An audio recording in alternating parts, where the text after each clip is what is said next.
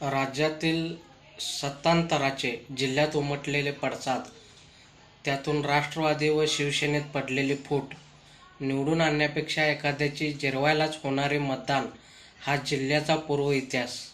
विद्यमान खासदारांविषयी नाराजी आणि विकासाच्या मुद्द्यावर लोकसभेची कोल्हापूरची जागा राखण्याचे आव्हान महायुतीसमोर असेल.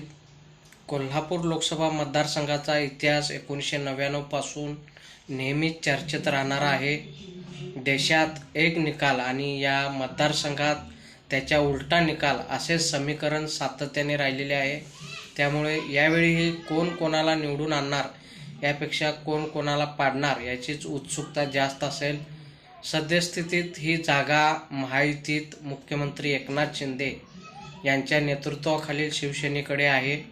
2019च्या निवडणुकीत माजी मुख्यमंत्री उद्धव ठाकरे यांच्या नेतृत्वाखालील शिवसेनेतून विजयी झालेले खासदार प्राध्यापक संजय मंडलिक यांनी शिंदे यांच्यासोबत जाण्याचा निर्णय घेतला. या जोरावर या जागेवर शिंदे गटाकडून हक्क सांगितला जात आहे. शिंदे गटाला ही जागा मिळाली तर सद्यस्थितीत त्यांच्याकडे प्राध्यापक मंडलिक वगळता अन्य प्रबळ उमेदवार नाही. त्यांनीही लढण्यासाठी शड्डू ठोकला आहे.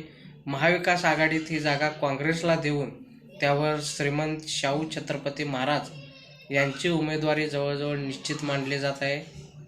दुसरीकडे हा मतदारसंघ आपल्याकडे घेऊन लढवण्यासाठी भाजपचे प्रयत्न सुरू असून त्यांच्याकडून समरजितसिंह घाडगे यांना मैदानात उतरवण्यासाठी हालचाली सुरू आहेत. महाविकास आघाडीच्या एकूण वाटचालीची सूत्रे काँग्रेसचे जिल्हाध्यक्ष आमदार सतेज पाटील यांच्याकडेच राहणार आहेत. गेल्या निवडणुकीत राज्यात सर्वाधिक मताधिक्याने प्राध्यापक मंडलिक निवडून आले.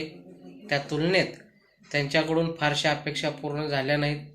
कोल्हापूरची जागा शिवसेनेलाच मिळणार व आपणच उमेदवार असणार असे सांगत गोकुळचे संचालक डॉक्टर चेतन नरके यांनी जिल्हाभर फलक लावले.